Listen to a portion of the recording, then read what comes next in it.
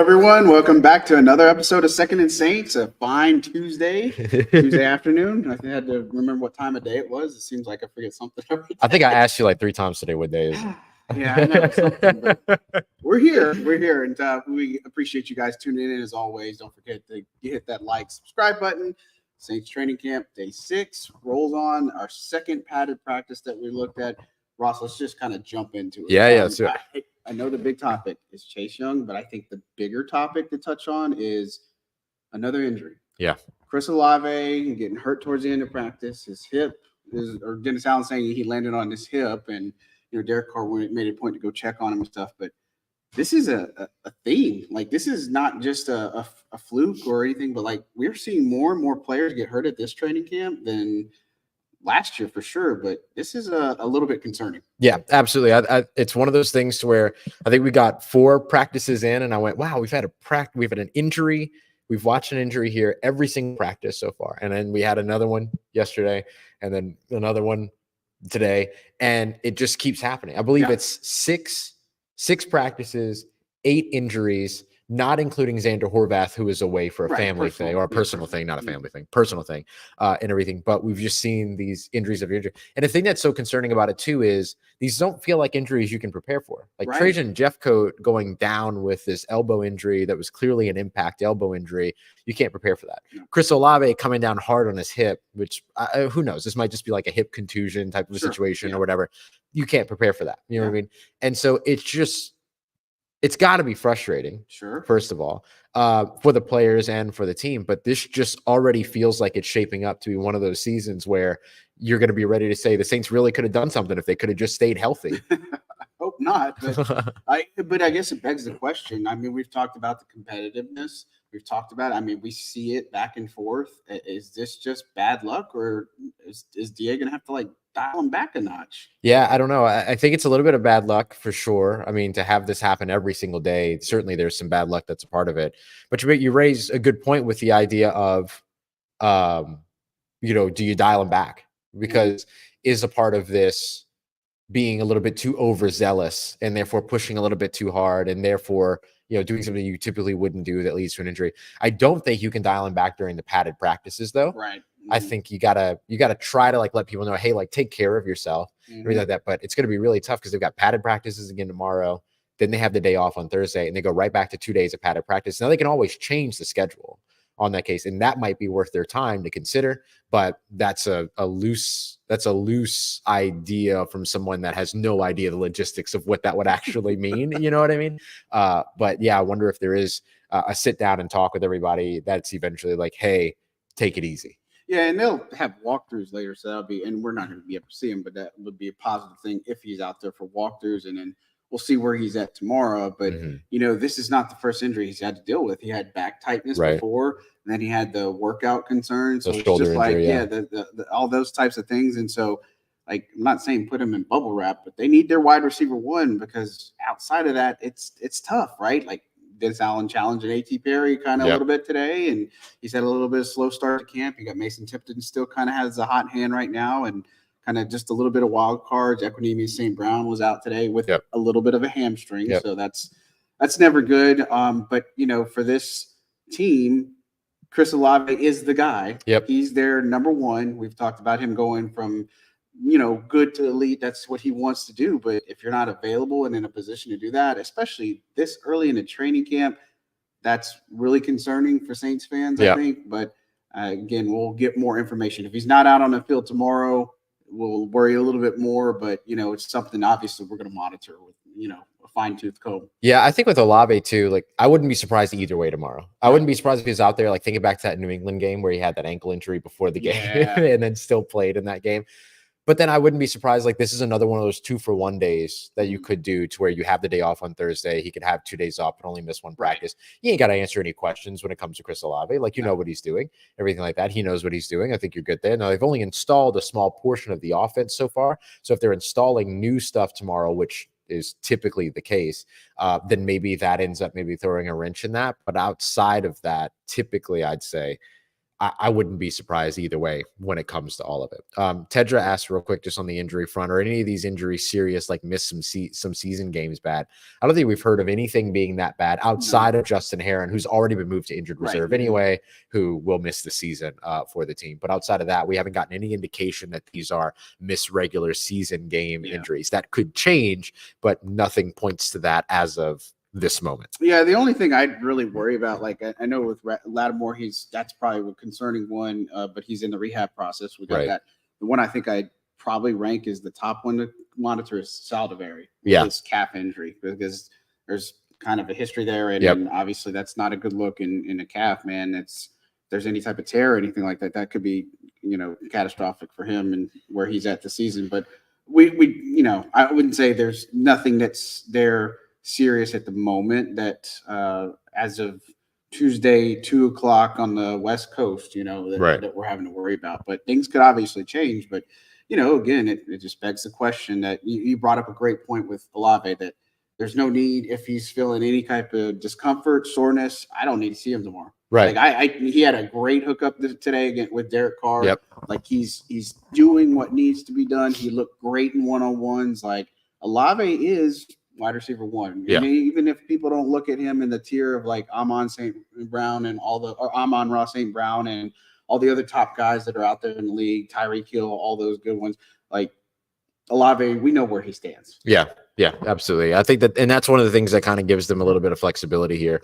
And it gives them an opportunity, maybe if Chris doesn't practice on Wednesday, to see if any other of those wide receivers outside of Rashid Shaheed stand up, and take advantage of that opportunity, and it would be kind of telling too about how they see their wide receiver depth chart if Olave misses, to see who lines up across from Shaheed. Yeah, and to see if they bring anybody else in. Yeah. Like there's still people out there, vets and stuff. And so you got to be available, right? And you got to have guys to step up to the table. So we're going to see. But Olave, that's the main concern, probably the biggest takeaway from practice, just kind of seeing where he's at. But it's a shame because that overshadowed, which probably was the biggest storyline up until then, was Chase Young again. Yeah. Like, again, second day in a row, he gets more involved in team reps. Like Cam Jordan took the first rep, and then Chase Young came in and did the second team rep and then stayed in there. Like, this guy is just making all sorts of noise. Like, right?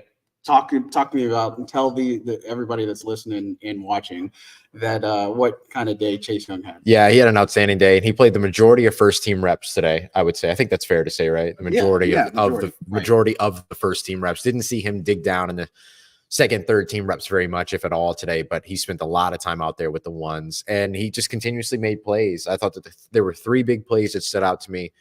He got a would-be sack on a bootleg, which really had more to do with him continuing to push second, third efforts, because Taliesin Fuanga held his own for a while there, but the coverage was just really good.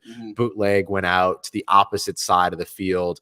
Derek Carr held onto the ball because he had nowhere to go, and that gave Chase Young enough time to close that gap, because he moves a lot faster than you think he's going to at that size. And so that was an impressive one for me.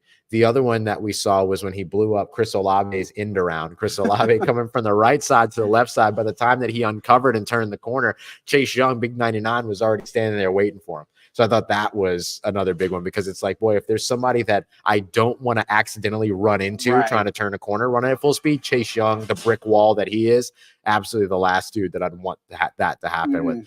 And then the last one that I thought was really interesting was one where he got into the backfield, got some pressure. I was hoping you bring up this point. Yeah, the ball got dumped off to Alvin Kamara. Kamara catches it in the middle of the field, turns upfield, and continues to run. And Chase Young chased him down from the backfield. They started those drives at the 25. Yeah. So he was in he was at the 2018, something like that, and then ended up pushing upfield up to about the 40 or so to go and make the tackle behind on Alvin Kamara. And so just this real hustle play. We were talking about the reputation or the concerns that were that were surrounding him yesterday when it came to the idea of him taking plays off.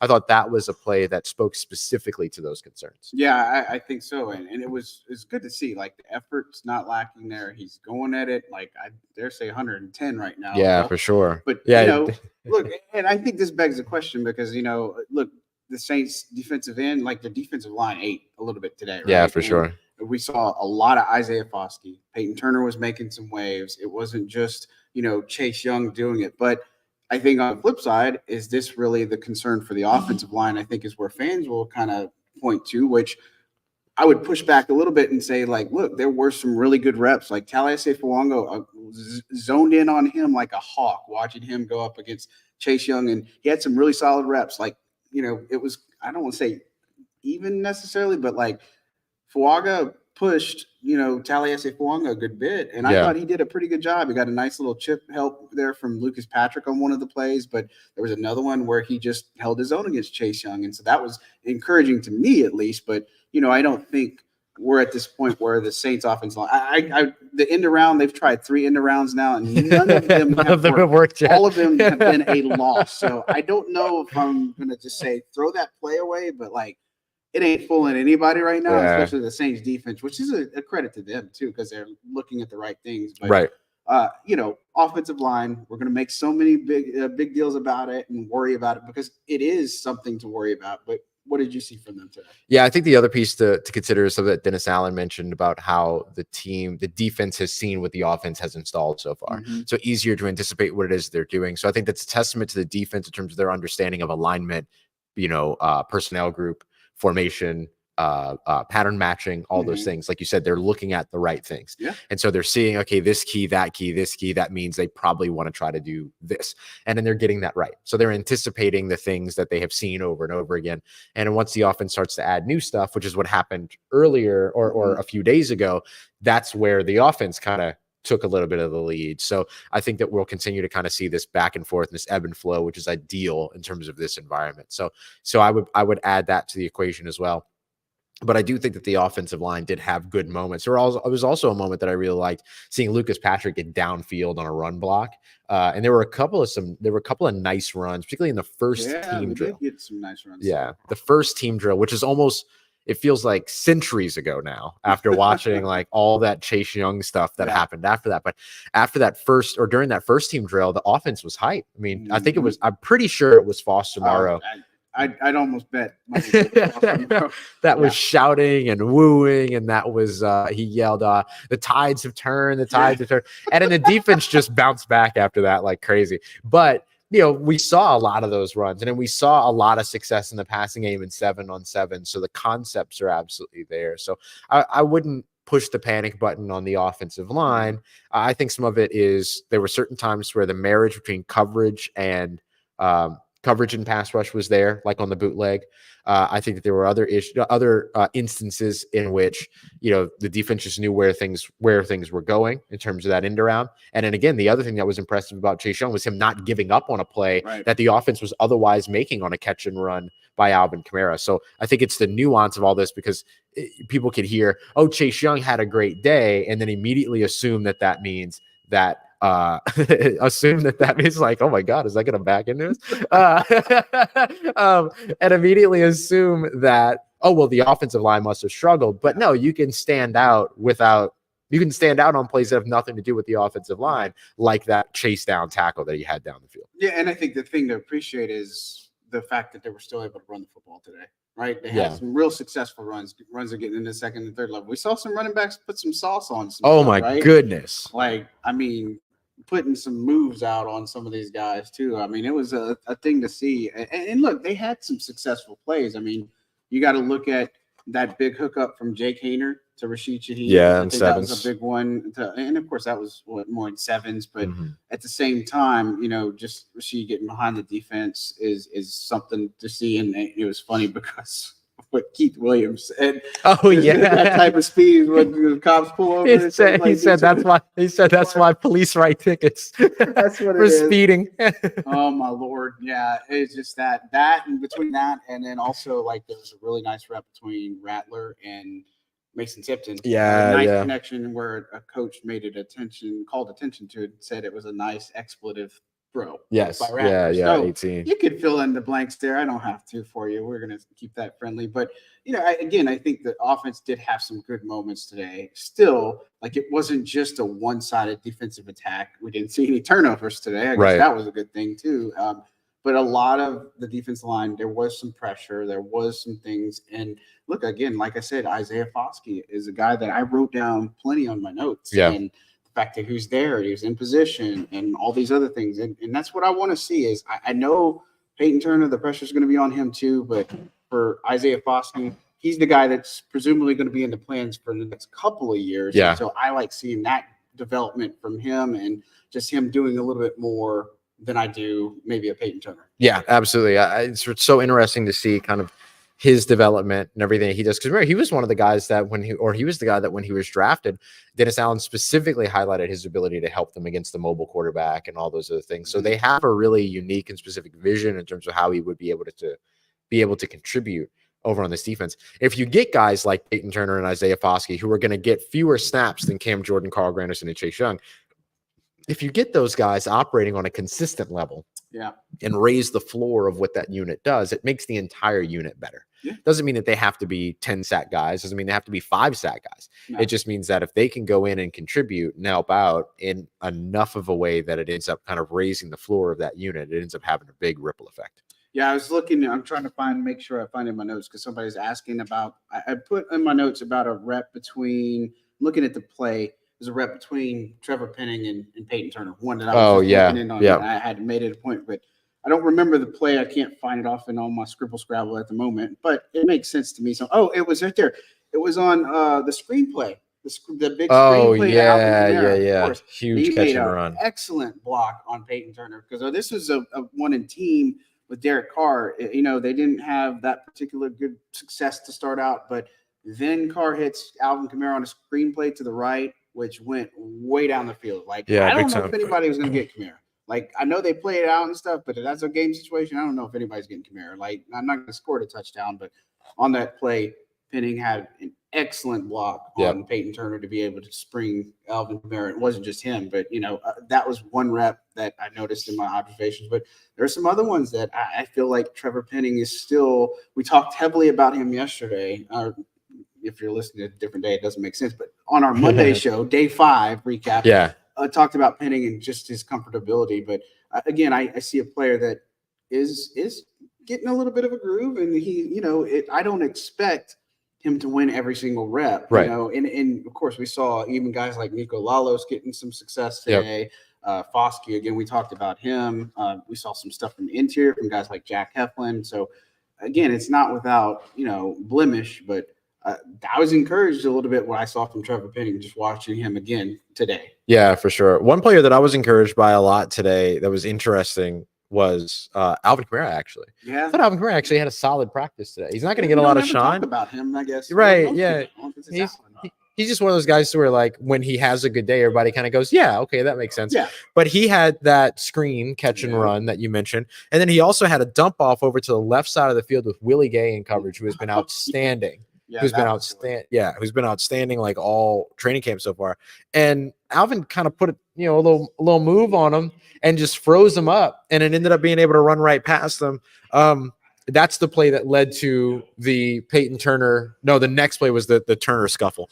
But that was in one of the team drills. And I thought that there were a couple of moments like that where Alvin Kamara looked really, really good to where you could see, okay, well, there's the explosiveness that everybody asked, does he still have? Yeah, I agree. And I think that's the key thing for him. And of course, we talked about, the whole off-run table on our past show. Right. And so, I think for him, Alvin, playing like Alvin, we know his capabilities in this offense. And I think it's putting him in the position to best succeed. I mean, that's all they need to do is find him. The screen game, an effective screen game, great. Wheel routes we've talked about before. I mean, get him outside, get him doing certain things, put him out. We've seen him lined up at the end of a formation running routes. You know what I mean? Get him in the space that's going to allow your offense to, if not involve him primarily, put him as a decoy. It worked so well early on. You know what I mean? Yeah. And so it's at some point they got away from that and whatever the case may be. But no, Alvin definitely had a good practice, and that's something to definitely praise.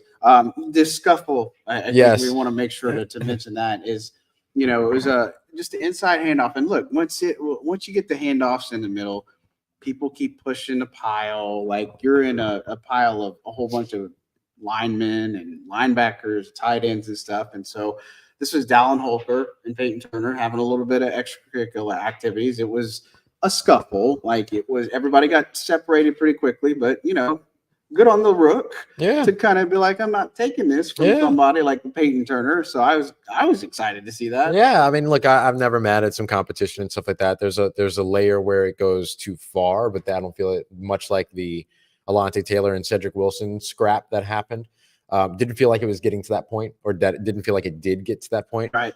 It's just a competitive environment. Yeah. I mean, that's all it is. It's competitiveness. As far as other things go, look, this is our first time we saw dime look from the defense. So I think that was good to see. Again, like seeing guys like Jordan Howden used inside the box, like we've talked about before, and seeing a little bit more of that is slowly just being installed is, I guess, what I'd say. But no big surprises, I think, offensively. I mean, the only big thing would be since Saldiveri wasn't there, we knew Lucas Patrick was going to go at left guard, but Shane Lemieux was a guy that went out in there to back him up and also played second team reps at center. Interesting. That's usually Lucas Patrick. So, and as far as I saw another question in there, just a brief one, who played second string right tackle. That's Oli Udo right now. And so Landon usually kicks out to left tackle. He's a part of the first team walkthroughs. And then Udo's doing right tackle, second string. And then it's usually Josiah Izirum on the third team. So, but you got a couple of questions in here. It looks like you're eyeballing a few. Yeah. I was kind of bringing stuff up as we went through. First of all, I want to apologize to somebody real quick. Ted just said that he asked me on Twitter about turnovers, and we answered him here. And stuff. So I wanted to apologize that I didn't see your tweet, because I've been live for the last we're seeing a lot of them these days now with the camp stuff. It's an exciting time. So feel free to tag me in stuff more than once, right? And everything. Look, I will not be mad at you if I don't answer you on Twitter. Like I do my best too, but man, I'm sorry in advance. It's nothing personal, but there's a lot of notifications and stuff. So you know what I mean. Yeah. Our guys Mike and Dan over at Saint City and me are wanting to throw their money away by betting on Chase Young as Defensive Player of the Year. Guys, I wouldn't do that. Slow down. I wouldn't do that. Be careful now. This one was interesting too. Looking at this one from the Breakdown Pod, they were asking about Isaiah Foskey's progression so far from year 1 to year 2. I would say the first thing that I'll say is that it's a little tough to give like year 1 to year 2, because this is the very beginning of year 2. Right. But how about from training camp to training camp, right? Starting place to starting place. How have you seen his development? Exponentially better. Like he's making plays. He's in the backfield. He's doing things. Like he just looks like he belongs out there. Whereas the first part, maybe it's like they said, it was more emphasis on being in the playbook and trying to not make a mistake, whereas now he's just going after it and going play football. I think that's the best way I can describe it, is that this is a guy who just worried about first year not trying to make a mistake, didn't really stand out much. And then this year, I mean, 6 days in, I can't tell you how many times I have him on my notes. Right. You know what I mean? So he's on there so much. Somebody said they already put money on. Saint City and me said they already did it. Sorry, y'all. You got, my goodness. I mean, hey, you know what? If you're right, you're going to be very happy. We went to that Angels game the other day. It can happen. Anything can happen. It can happen. Anything is possible, as our good friend Kevin Garnett would say.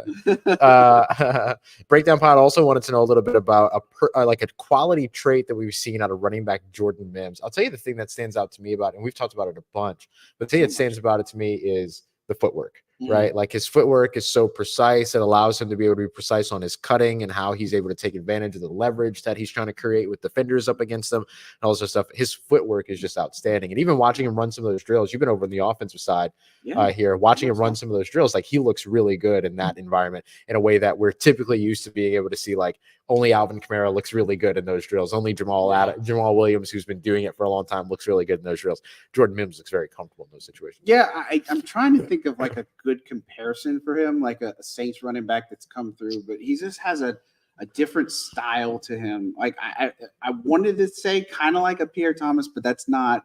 You know what I would want to go. And you can't say like a Kyrie Robinson. I can't say a Darius Victor. I don't know. Where were you going? One somebody. Oh goodness! One somebody that works. One somebody that I thought of with him that was it was Divine Azigbo, but with better vision.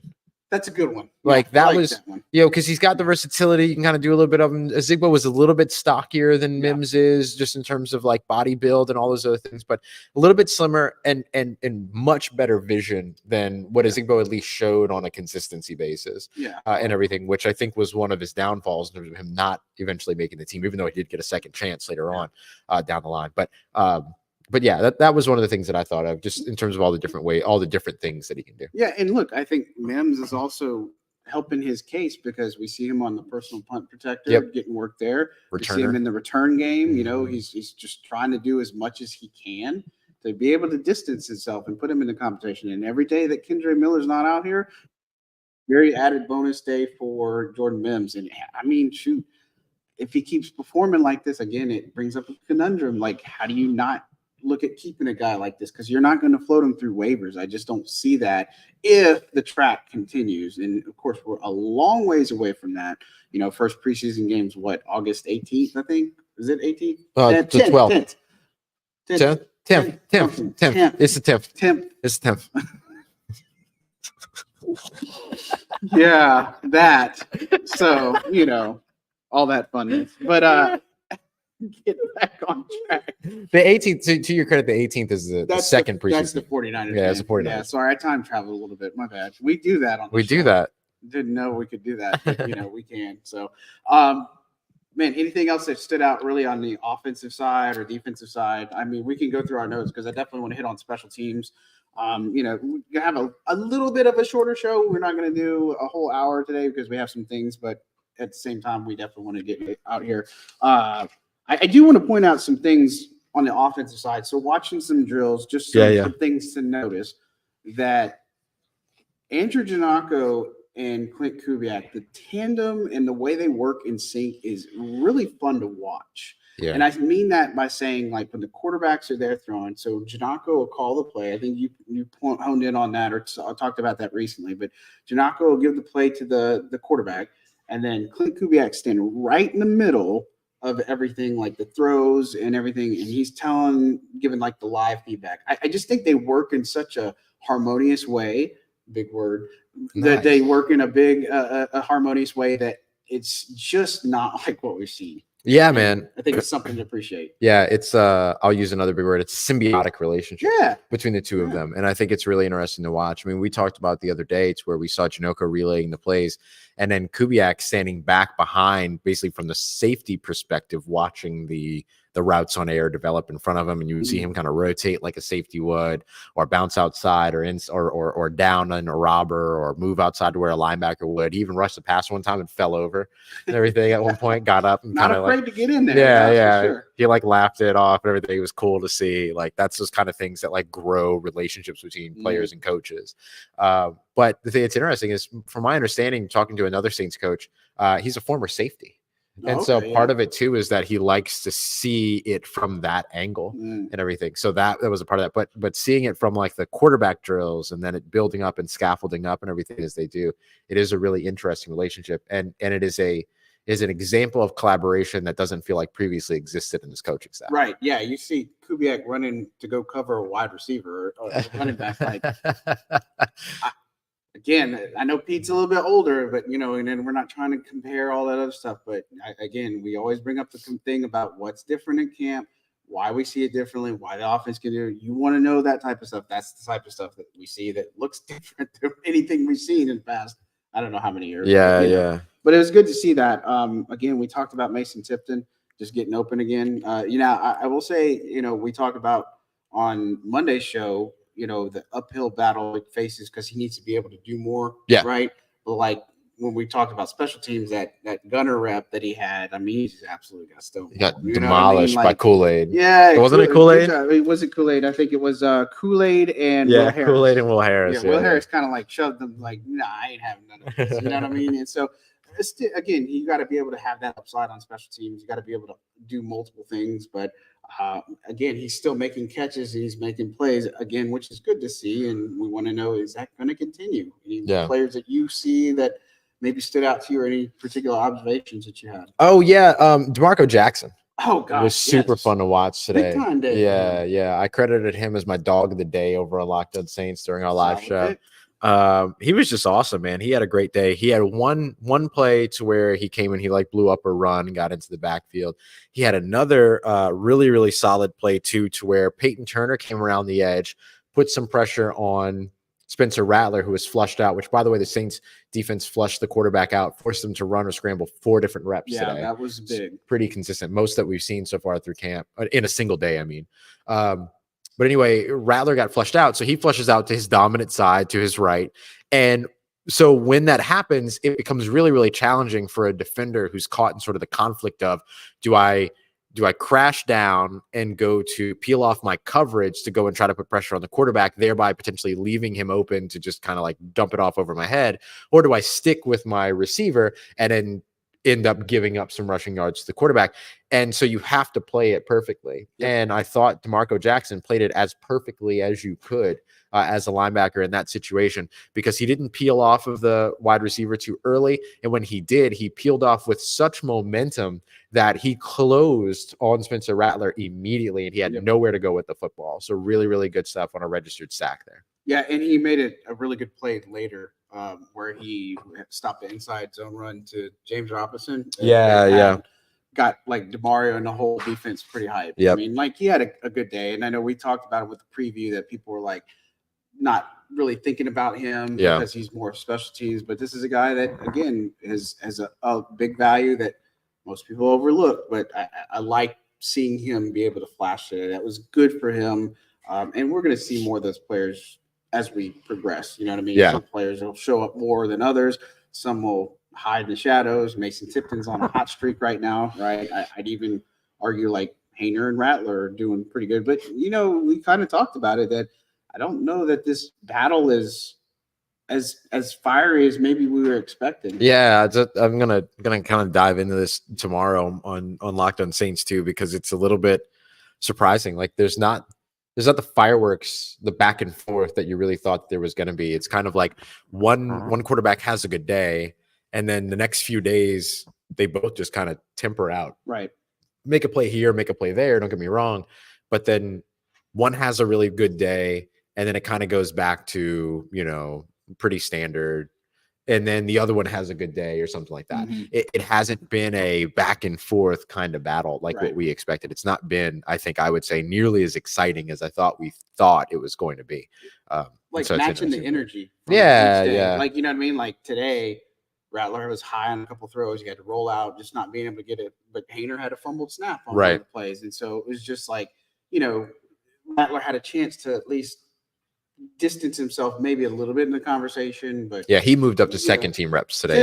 And they're flip flopping. But I think he had to to position himself better in the long term outlook. But again, I would have expected more here, and again, maybe we won't see that until the preseason. Right. You know what I mean? But I'm fascinated to see. But I'm with you. It's like you are seeing some things here and there, but still not consistent. Yeah. And I think that's what I'm waiting for. Is it a day where it's like, all right, Haener's on, Rattler's on. Yeah. Now we got us a real legit competition here, right? Yeah. Now competition though, punting battle. Not that anybody cares, probably, except for us, like nerds and Darren Rizzi and the whole entire Saints organization. Listen, that Hayball punting My day, goodness. man, he's his leg. We've talked about his leg, but goodness, he got off some beauties today. Yeah, I mean, we got some. I thought Headley had a great day yesterday. Like after Hayball's day, like now I'm legitimately saying, okay, we're in a punter battle. Yeah, I mean, this was a strong day. This was a very, very strong day for Matt Hayball. And I think that like the one thing that keeps the punter battle at bay is if Headley comes out and has a strong day again tomorrow. Right. You know what I mean? Like you got to respond in the moment because then everyone remembers it. Exactly. Right. If anybody, that's the thing. And so, so I think tomorrow's a really important day for Lou Headley to have a strong day there. Now, I think preseason and all these other things like that's all going to play a role too. But I mean, that battle really becomes a battle if Headley struggles tomorrow. Yeah, for sure. And again, it was fun to see that unfold. Charlie Smyth kicking day, missed his 2. At the end, he had 261 yards. The first one, you didn't get all of it, and it was short to the right. And then he had a better kick on the second one. It was wide to the left. Yeah. So it was not no chance of distance. Like he was money the first few kicks, but unfortunately wasn't able to really put much else after that. Anybody else stood out for you as we kind of wind down this a little bit abridged episode today, but we'll be back for more tomorrow and stuff. Sticking with the special team stuff, I thought that Cedric Wilson did a really good job fielding a punt. So Hayball lifted one, kept it up in the air quite a bit, bounced inside the 5. Cedric Wilson was able to field it, leave it outside of the goal line, and then it was down by Jordan Howden, who got down there. So really good couple of special teams plays there. And then I also thought 53, Jalen Ford, the rookie linebacker out of Texas, had a punch out when they were working on the punt returns and things like that. So there was a point to where Jermaine Jackson, who has now lost the ball a couple times. Yeah, man, who had some problems fielding punts. Yeah. And so he had, they were working on returns. They were working on gunner, jammer, 2-on-1s, 1 gunner, 2 jammers. And Jalen Ford got out there and ended up punching the ball out on Jermaine Jackson, which I thought was pretty important too. I think Jermaine recovered it, if I recall correctly, but it was still a good play there by the linebacker. Yeah, and somebody was asking about where Charlie Smyth. He's 16-19 right now in camp. So for those who want to know, well, again, like I said, a little bit of a bridged episode because there's some other obligations and stuff, and won't get too much into that. But look, we just want to tell you. If you want to look at all the notes and observations, be sure to go to Saints News Network, si.com/NFL/Saints or Saints on Sports Illustrated. Check out all those thorough notes. A lot of stuff, like 2,000 words every day. Go make coffee and just read. And if you have any questions, hit us up. You got your Locked On episode. Yep. Heavy on Chase Young. You're going to talk tomorrow a little bit about some things. And look, again, we got a flyer created. We got the SoCal meetup that's on August 8th. Stay tuned for that. Getting some help promoting it, so it's hopefully going to be a big deal, and so I look forward to it. I can't wait. Anything else you got before we kind of get out of here? No, man, that's it. We appreciate y'all very much for being here, for coming in and hanging out with us every day. I know we didn't get to all the questions today, but we'll swing back to some stuff tomorrow and everything like that. I think our stream's going to be a little bit later in the evening tomorrow. Yeah, Wednesday will be a little bit later. Yeah, and that'll be typical of Wednesdays and stuff like that. So just be prepared for that. But outside of that, man, just thank y'all for being here. That's it. All right, guys, that'll do it for Second and Saints today. On behalf of Ross Jackson, John Hendricks signing out.